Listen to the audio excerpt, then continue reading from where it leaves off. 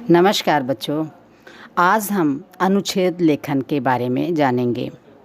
किसी विषय पर विचार प्रकट करने के लिए या उससे संबंधित जानकारी देने के लिए लिखे गए क्रमबद्ध वाक्यों के समूह को अनुच्छेद कहते हैं। अनुच्छेद किसी विषय पर लिखा गया संक्षिप्त लेख होता है। इसमें किया गया वर्णन अपने आप में संक्षिप्त होते हुए भी पूर्ण होता है। इसमें समग्र विषय के किसी एक पहलू का वर्णन किया जाता है। अनुच्छेद लेखन से बच्चों में कल्पनाशीलता, सृजनात्मकता तथा लेखन क्षमता का विकास होता है। अनुच्छेद लिखते समय ध्यान रखने योग्य बातें। तो आइए बच्चों, अब हम देखते हैं कि अनुच्छेद लिखते समय हमें किन किन बातों को ध्यान में रखना चाहिए। अनुच्छेद लेखन एक ही अनुच्छेद में किया जाता है। निबंध की तरह अलग अलग अनुच्छेद या अर्थात पैराग्राफ नहीं बनाए जाते। दिए गए विषय पर मन में विचार करते हुए कुछ सुंदर पंक्तियाँ सोचिए। विचारों को क्रमवार लिखिए। विचारों की पुनरावृत्ति नहीं करनी चाहिए, अर्थात एक ही बात को बार बार नहीं दोहराया जाना चाहिए। वाक्य छोटे छोटे तथा प्रभावशाली होने चाहिए। वाक्यों में एक रूपता होनी चाहिए। सरल शब्दों का प्रयोग करना चाहिए। ज़रूरत के अनुसार मुहावरों का प्रयोग भी करना चाहिए। तो आइए बच्चों, अब हम देखते हैं कि अनुच्छेद किस तरह लिखा जाता है। मेरा प्रिय त्योहार। भारत त्योहारों का देश है।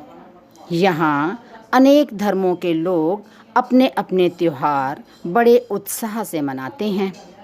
त्योहारों पर नए नए कपड़े सिलवाना, मिठाइयाँ खरीदना, उपहार बांटना, मिलकर खुशियाँ मनाना सभी को अच्छा लगता है।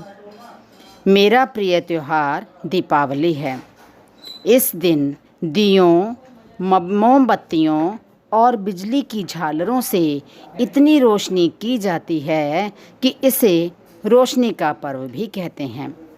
घर, बाजार, दुकानें बहुत सजी होती हैं। मेरी दादी दीपावली के पर्व पर घर में रंगोली ज़रूर सजाती हैं।